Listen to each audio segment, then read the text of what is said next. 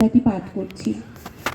এখন হেমন্তকাল, ফসল ওঠার সময়, তাই কৃষকের কথা বাদ দিয়ে তো চলতেই পারে না।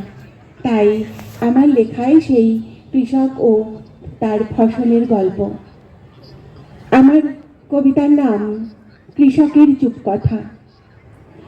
আকাশের বিষণ্ণতা গায়ে মেখে হেঁটে যায় আল পথ ধরে, যেখানে সোনালী ধানের ক্ষেতের পাশে পড়ে থাকে কৃষকের ঘামের শিশির।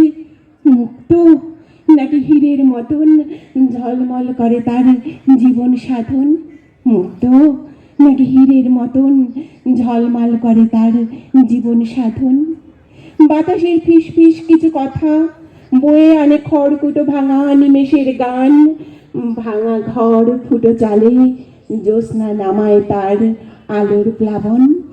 সোহাগ নাকি আদরের মতো অপূর্ব সে মায়া নামে কাদা মাখা গায়ে। সোহাগ নাকি আদরের মতো অপূর্ব সে মায়া নামে কাদা মাখা গায়ে। মাটির সে পেলবতা সজীবতা ছুঁয়ে বসে থাকে জমিনের চুপ কথা শুনে।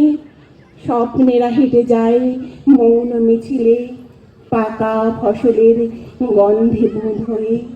পেটের নাকি মনের খিদের অন্ন তার ওঠে নাই ঘরে।